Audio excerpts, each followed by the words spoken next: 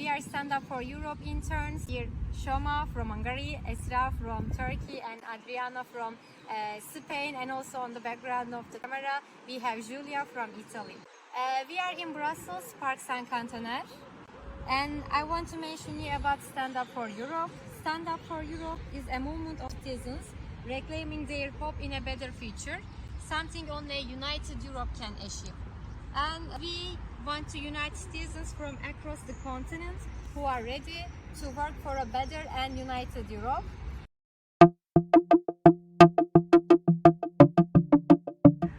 Our vision is to work for a more integrated Europe by rooting a common European identity within the societies. And we use power of dialogue, active collaboration, and empowering of younger citizens within the society in order to achieve this aim.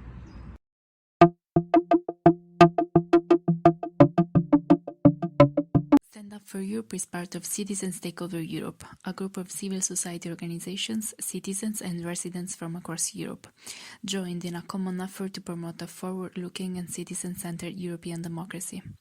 Stand Up for Europe has been active in creating information flows between citizens and civil society organizations and the EU institutions, and has supported and coordinated the creation of spaces, both online and in person, for citizens to voice their opinion and share their ideas about Europe and EU projects like the Conference on the Future of Europe. One of those spaces is Stam Europa, a place located in Brussels dedicated to news, discussions, and debates on different topics about Europe, podcast open to the citizens. Join us on Facebook, Instagram, Twitter, and LinkedIn to discover ways to actively participate in citizens' activities and stay up to date with the latest developments.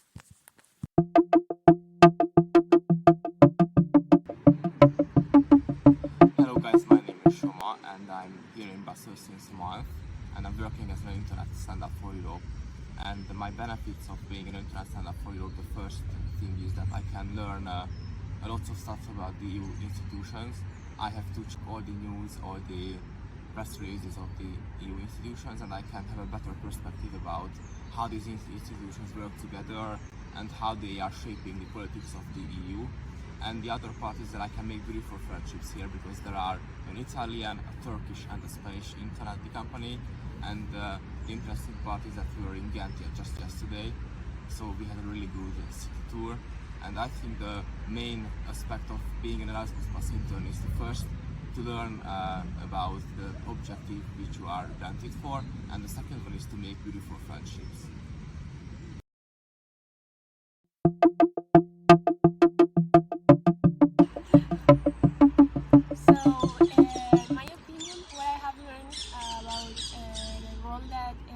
Stand Up for Europe have in Europe is that it has allowed young people to participate in the European project while sharing the values of solidarity and democracy. Also, that the European Union have a lot of initiatives for young people and the rest of the European citizens in which we can participate in this project. For example, there's the initiative of citizens project in which young and European citizens can implement new ideas and hope that if they get enough support, the European Commission they can propose new laws.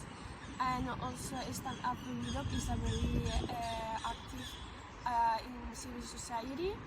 In my opinion, it allows us, the interns, to learn more about the European institutions and the role and that we can have in this city and the European Union.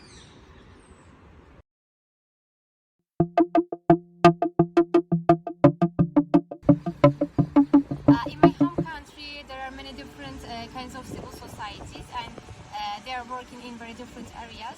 I think the most important one is some civil societies are helping to people, mostly vulnerable people. These people can come either from economically unstable families or mentally damaged backgrounds. And some of the civil societies are also working with the refugees, probably Most of people know that in Turkey there are millions of refugees, and some civil societies try to help them, try to integrate them into the society. And also there are civil societies which ones are working for the young people in order to make them feel better about the future, for finding them jobs, for promoting them stable future.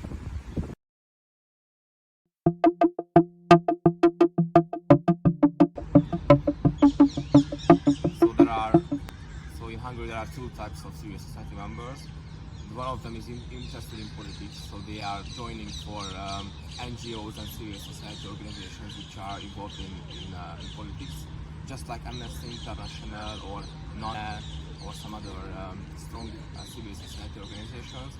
And there are other parts of civil society members who are helping the sick kids, helping the kids with cancer, and they are making donational events, fundraising events to fundraise some medicines and televisions and other health equipments for the hospitals. And actually I was in an NGO in Hungary called Sustainable Democracy Association, and we organized an event called Student Fest, and it was a really strong civil society festival.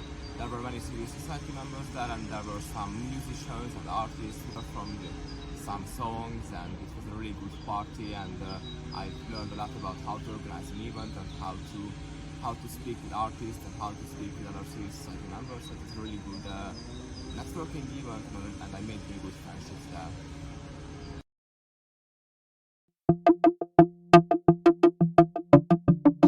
We are facing a lot of challenges from inside and also external threats that is putting in danger our community, the European Union. But for me personally, some of the challenges that worry the most are the unemployment, in particular young employment. European countries, particularly in my country Spain, the rates of young employment are very high. So I think the European Union should focus a lot on providing many opportunities for young people and proposing new laws and measures to tackle that challenge. For example, engaging people to participate in Erasmus Plus internship is a really great initiative that you can participate while you are in another country, learning and enjoying a new experience in another country while you are working, and that can also help you for your future work.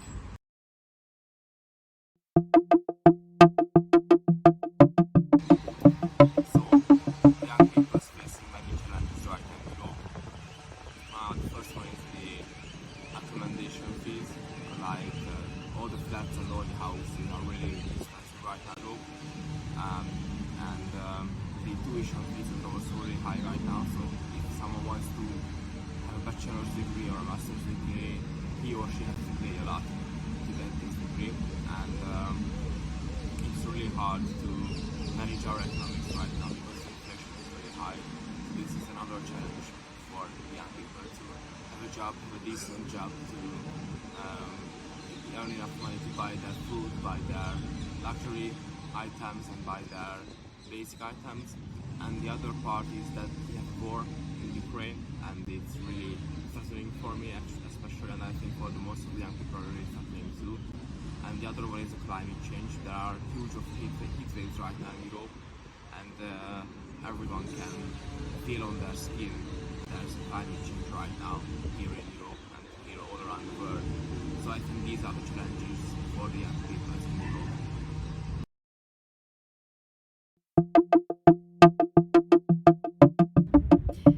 A more united Europe is a stronger and more efficient Europe, able to take decisions that will have a deeper impact on society. It's perceived as a stronger entity by other countries, and therefore can have a more dominant role in foreign policy. And of course, it benefits its citizens more. Probably a federal European Union is still a utopia, but we should work towards that direction to lead the way for a democratic and just future.